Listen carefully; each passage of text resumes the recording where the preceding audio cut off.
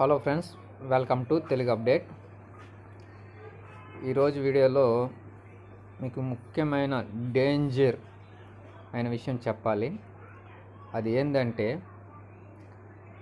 బజాజ్ అందరికీ తెలిసి ఉంటుంది.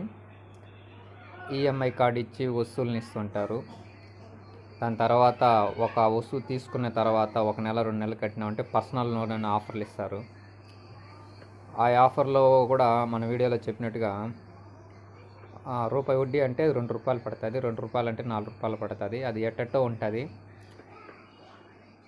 మనం కట్టేదంతా కూడా వడ్డీలోనే ఉంటుంది. అది అసలు ఎప్పుడు తీరుతుందో తెలీదు. దాని తర్వాత వాళ్ళదే క్రెడిట్ కార్డులు ఉంటాయి. వాళ్ళది ఆర్బిఎల్ క్రెడిట్ కార్డు. ఇప్పుడేమో వాళ్ళకి ఏదో లావాదేవీలు వచ్చి విడిపోయిందంట. ఇప్పుడు ఆర్బిఎల్ సపరేట్ అంట. నాకు క్రెడిట్ కార్డు వద్దంటన్న సతాయించి నాకు క్రెడిట్ కార్డు ఇచ్చారు. ఇప్పుడేమంటే మాట మార్చేసి నిన్ను ఎవరు తీసుకోమన్నారు అని అడుగుతున్నారు. అప్పుడు నాకు ఫ్రీ అని చెప్పినారు. సరే, ఈఎంఐకి అవసరం ఉండి క్రెడిట్ కార్డు అప్లై చేశా. కరెక్ట్గా ఈఎంఐకి ఆ కార్డుని యూస్ చేసిన ఫస్ట్ రోజే దానికి ₹499 ఛార్జు, దానికి ఒక జిఎస్టీ అని యాడ్ అయింది.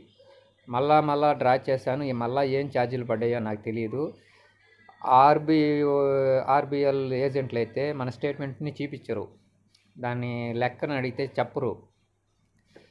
ఇంకా పోతే ఛార్జెస్ నేను తీసుకున్నప్పుడు 1% అన్నారు, మళ్ళీ 1.5 అన్నారు, ఇప్పుడు 2.5 అంట. మీరు ఈ కార్డు తీసుకున్నారు కాబట్టి ఇప్పుడు ఛార్జీ పెరిగిపోయింది, మీరు ఇంకో కార్డు తీసుకుని ఉంటే బాగుండు అట్లని. కార్డుల్లోనే వాళ్ళ దగ్గరే ఆర్బిఎల్ కార్డులే 20-30 రకాల కార్డ్స్ ఉంటాయి. ఆ కార్డులో ఒక్కొక్క కార్డుకి ఒక్కొక్క ఆఫర్ ఉంటుంది. కానీ వాళ్ళు చెప్పేది ఒకటి, వాళ్ళు చూపించేది ఒకటి. ఎంత అవసరం ఉన్నా సరే క్రెడిట్ కార్డు అస్సలు తీసుకోబాకండి. అందులో ముఖ్యంగా ఆర్బిఎల్ క్రెడిట్ కార్డుని అస్సలు తీసుకోబాకండి. 1కి 100 సార్లు చేస్తారు, అయినా పట్టించుకోబాకండి. తొందరపడి తీసుకున్నారంటే, లేదా అవసరం ఉండి నిండా అవసరం ఉందని తీసుకున్నారంటే, నేను కూడా 100 రోజులు చేసింటారు, పట్టించుకోవాలా.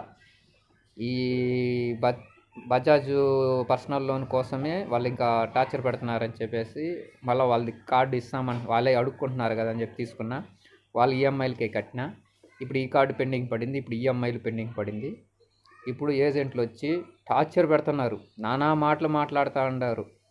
మళ్ళా ఏమి తెలియని వాళ్ళలాగా ఉంటారు, కానీ చాలా టార్చర్ పెడతారు. దయచేసి ఆర్బిఎల్ క్రెడిట్ కార్డ్ని తీసుకోబాకండి. Thank you for watching. Please subscribe.